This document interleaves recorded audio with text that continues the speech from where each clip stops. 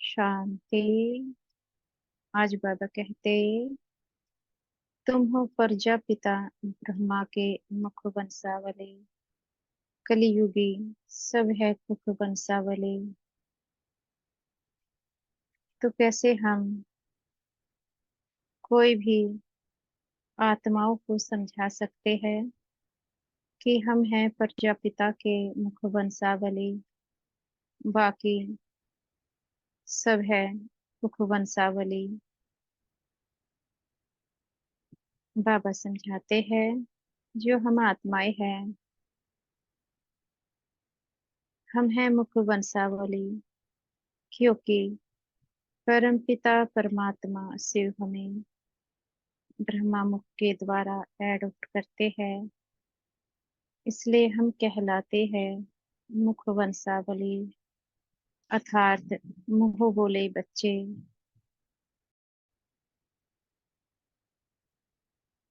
जैसे कि संसार में भी होता है, जिनके घर में बच्चे नहीं होते, वो क्या कर लेते हैं, गोद ले लेते हैं। उसी प्रकार से ब्रह्मा बाप ने हमें गोद लिया है। फिर बाबा कहते, कलयुगी सब है कुख वंशावली,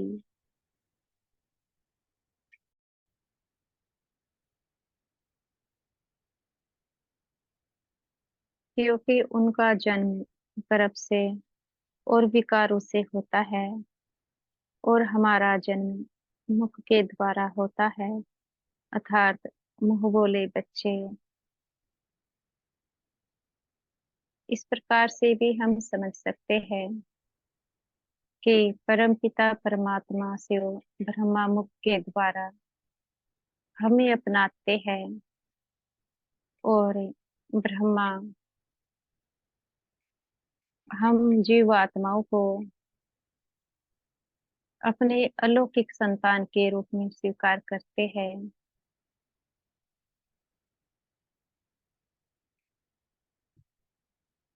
यह बातें शास्त्रों में इस प्रकार से आती है कि ब्रह्मा के मुख से मनुष्य आत्माओं के जन्म हुए, पर यह तो संभव ही नहीं है कि मुख से मनुष्य आत्माओं के जन्म हो सके, क्योंकि जो शरीर है उसका जन्म तो उसी प्रकार से होता है जैसे प्रकृति ने विधि बनाई है। बगैर विधि के शरीर का जन्म हो कैसे सकता है। शरीर का जन्म या तो योग बल से होता है या विकारों से होता है। कहने के भावार्थ है, जो शरीर है वह तो मिट्टी है, और मिट्टी का जन्म अगर सतयुग में भी होता है तो वह भी तो गर्भ से ही होगा। अगर कलयुग में भी होता है विकारों के द्वारा, तो भी गर्भ से ही होगा। ऐसा तो नहीं कि मुख से बच्चों के जन्म होंगे, ऐसा तो असंभव है।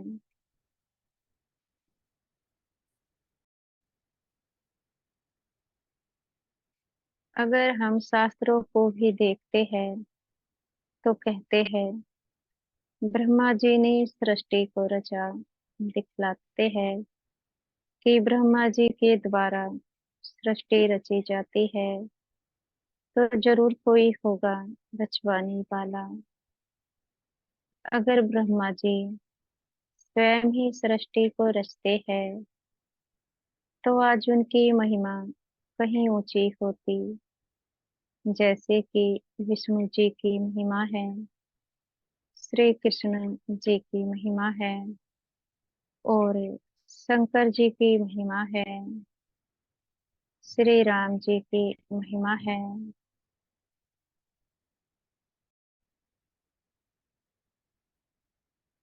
अन्य बहुत से इष्ट देवी देवता है, पर भक्ति मार्ग में ब्रह्मा जी की महिमा इतनी नहीं है जितनी महिमा अन्य देवी देवताओं की है।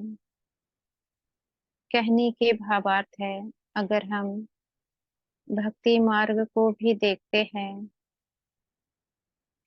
तो ब्रह्मा जी का उतना नाम भक्ति मार्ग में नहीं है जितना अन्य इष्ट देवी देवताओं का है। कितने बड़े बड़े त्योहार होते हैं, क्या कुछ नहीं होता। कितने बड़े बड़े मंदिर है भारतवर्ष में तो, जबकि ब्रह्मा जी का एक ही मंदिर है, वह भी राजस्थान में है।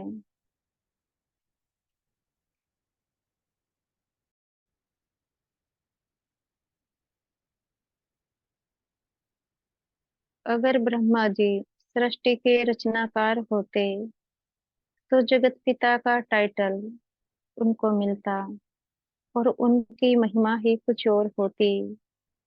वह कहलाते इस सारे विश्व के रचनाकार।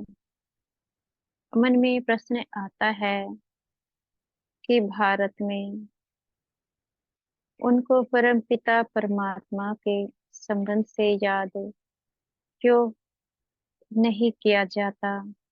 उनको प्रजापिता ब्रह्मा जी के संबंध से याद किया जाता है। प्रजापिता का अर्थ है प्रजा को रचने वाला, अर्थात अलौकिक पिता। इससे सीधे ही होता है कि जो ब्रह्मा जी है वह सृष्टि के रचनाकार तो है, पर उस रचना को रचवाने वाला उनके पीछे कोई और है। वह कोई और शक्ति है जो उनके द्वारा इस सृष्टि की रचना रचवाते हैं। वह शक्ति कौन है? वह शक्ति है परम पिता परमात्मा शिव। क्योंकि अगर हम भक्ति मार्ग में भी जाते हैं, परम पिता परमात्मा शिव के लिए कुछ शब्द आते हैं। वह शब्द कौन से है? जैसे कि कहते हैं शिव परमात्माय नमः। परम पिता परमात्मा शिव। परम पिता का अर्थ है पिता उपाधि पिता, अर्थात सब इष्ट देवी देवताओं और मनुष्य आत्माओं का पिता। परम आत्मा अर्थात सबसे बड़ी आत्मा, सुप्रीम सोल। और फिर ब्रह्मा जी के लिए कहते हैं ब्रह्मा देवताय नमः। हम सब शरीर में बैठी एक आत्मा है, चाहे मनुष्य है, चाहे हमारे इष्ट देवी देवता है तो सभी आत्माएं। शरीर तो सभी के पास है। इस कर्म क्षेत्र पर कर्म करने वाली हर एक आत्मा का पिता वह परमात्मा है, जो अभोक्ता और सोचता जन्म मरण रहित है। कहते भी है शिव परमात्माय नमः, ब्रह्मा देवताय नमः। जो ब्रह्मा जी है वह देवता है। ब्रह्मा के द्वारा परम पिता परमात्मा शिव सृष्टि की रचना रचते हैं। परम पिता परमात्मा शिव ब्रह्मा जी के भी पिता है, पर किस संबंध से? आत्मा के संबंध से। क्योंकि परम पिता परमात्मा वह तो है निराकार। उनको अपना शरीर नहीं, वह तो जन्म मरण रहित है, ना उनका जन्म होता है, ना उनकी मृत्यु होती है। परमपिता परमात्मा शिव को दो आंखों से नहीं देखा जा सकता है। उनको देखने के लिए ध्यान लगाना होता है। प्रजापिता ब्रह्मा वह भी तो परमपिता परमात्मा शिव का बच्चा ही हुआ। अब बच्चा किस संबंध से? ब्रह्मा जी, वह तो शरीर का नाम है, लेकिन उस शरीर में बैठी जो आत्मा है उसका पिता कौन हुआ? उस आत्मा का पिता तो परम पिता परमात्मा शिव ही है। वह आत्माओं का बाप है। कहने के भावार्थ है, जैसे कि ब्रह्मा जी है तो ब्रह्मा जी कैसे है? आत्मा का कोई नाम नहीं होता है, नाम पड़ता है शरीर का, क्योंकि ब्रह्मा जी है शरीरधारी। तो ब्रह्मा जी नाम जरूर शरीर का होगा, तो शरीर का नाम हुआ ब्रह्मा। जो शरीर में बैठी आत्मा है उस आत्मा का पिता कौन? उस आत्मा का पिता वही होगा जो जन्म मरण में नहीं आता, और जन्म मरण में कौन नहीं आता? परम पिता परमात्मा शिव वही एक है जिनके पास अपना शरीर ही नहीं। बाकी हमारे जो भी इष्ट देवी देवता है, चाहे विष्णु जी को लेते हैं, श्री कृष्ण को लेते हैं, श्री राम जी, शंकर जी, या इष्ट देवियां, सभी के पास अपना शरीर होता है। पर उनके शरीर में जो आत्मा है, आत्माओं का पिता कौन? तो जरूर परम पिता परमात्मा शिव ही होगा।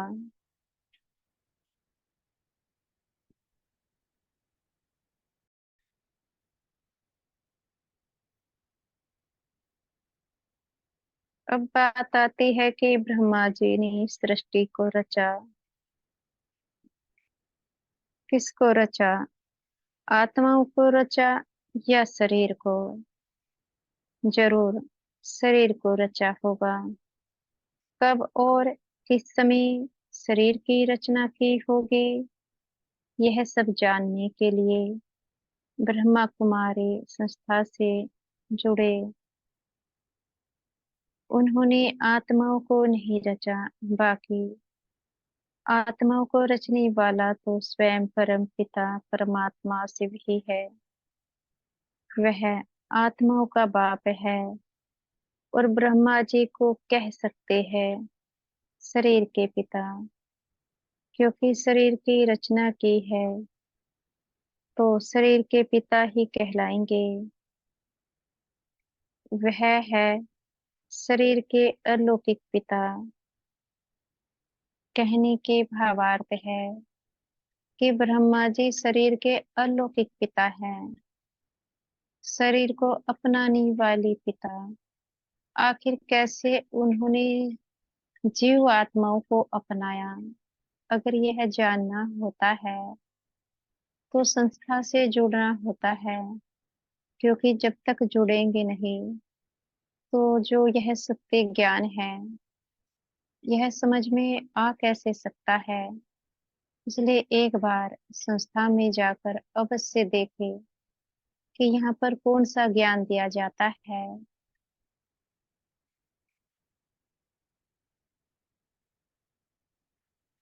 आत्मा का पिता ब्रह्मा जी नहीं है, इसलिए ब्रह्मा जी को सृष्टि का रचनाकार नहीं कह सकते, क्योंकि इस रंगमंच पर कर्म करने वाली तो आत्मा ही है। शरीर का आधार लेकर आत्माएं इस कर्म क्षेत्र पर कर्म करती है। यह है सृष्टि रंगमंच, जहाँ पर आत्मा इस शरीर धारण करे अपना अपना पार्ट बजाती है। यहाँ पर सब आत्माएं एक्टर्स है। तो इस ज्ञान से सिद्ध होता है कि सृष्टि के पिता परमात्मा शिव है। वही जगत पिता है। वही इस सारे विश्व के मनुष्य आत्माओं के और इष्ट देवी देवताओं के भी पिता है। परम पिता परमात्मा शिव इस समय इस दुनिया में आए हुए है और वह फिर से एक बार ब्रह्मा जी के द्वारा नई सृष्टि की रचना रच रहे हैं। वह भी गीता ज्ञान के द्वारा। वह इस समय सतयुग की स्थापना का कार्य ब्रह्मा जी के द्वारा करा रहे हैं। परम पिता परमात्मा ने ब्रह्मा जी के द्वारा इस युग के स्थापना का कार्य करा दिया है, क्योंकि अब यह कलयुग सतयुग में परिवर्तन होने जा रहा है। कैसे परिवर्तन होगा? श्रेष्ठ विचारों से।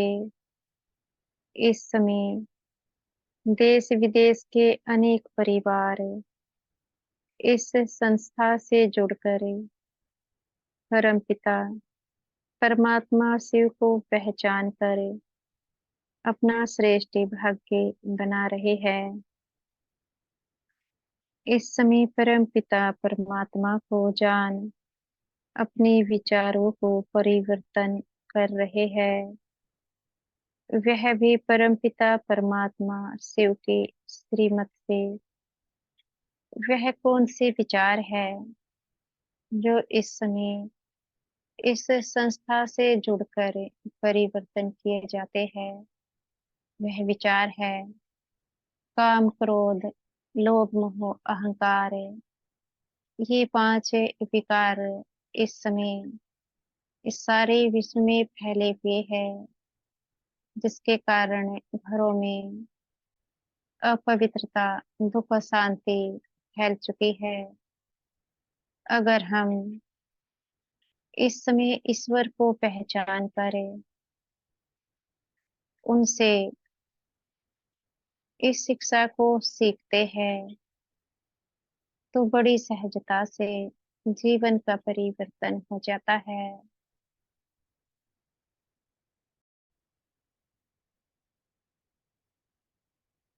जो उनकी शिक्षाएं है, उन शिक्षाओं से ही जीवन का परिवर्तन करना संभव है, क्योंकि बगैर ज्ञान के तो जीवन का परिवर्तन हो ही नहीं सकता है।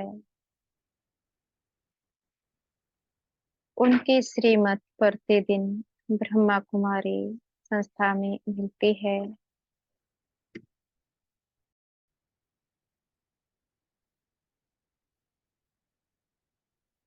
उनके श्रीमत पर चलने से ही मनुष्य आत्माएं अपना परिवर्तन कर सत्युग में जाने का अपना भाग्य बना सकती है। अगर किसी को सतयुग में नहीं जाना है, तो फिर दूसरा मार्ग है मुक्ति का। लेकिन वहां जाने के लिए भी तो परम पिता परमात्मा शिव को जानना पड़े और प्रजापिता ब्रह्मा को जानना पड़े। तभी तो मुक्ति में जा सकते हैं, और कोई उपाय है नहीं।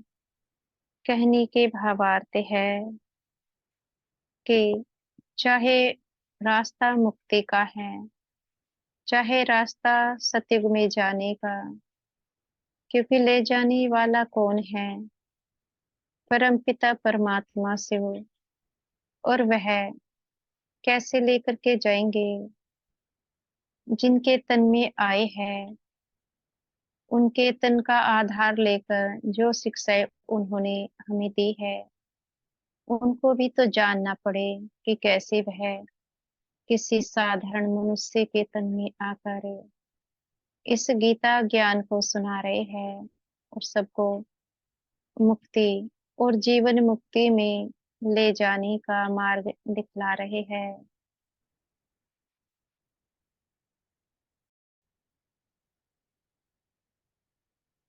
क्योंकि मुक्ति और जीवन मुक्ति में ले जाने वाला तो केवल परमपिता परमात्मा शिव ही है।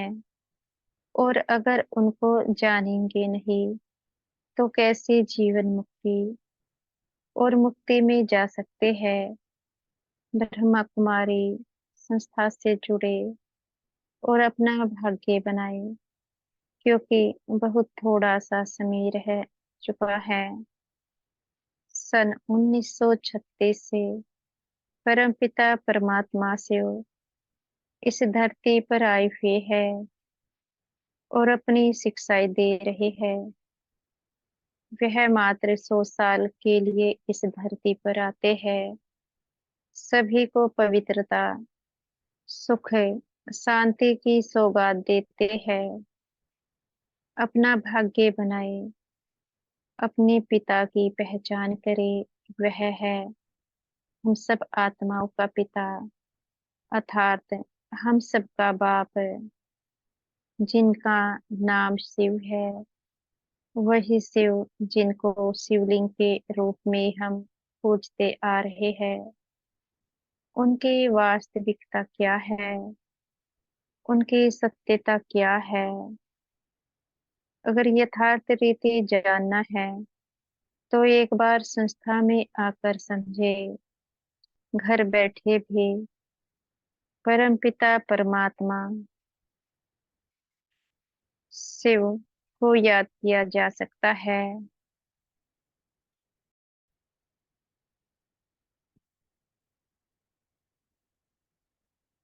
पर एक बार तो संस्था में आकर उनका सत्य परिचय लेना ही होता है। तभी तो समझ में आएगा कि परमपिता परमात्मा कौन है और हमारा सत्य संबंध उनसे कौन सा है। यह सब जानने के लिए एक बार संस्था में अवश्य आए। अच्छा, ओम शांति।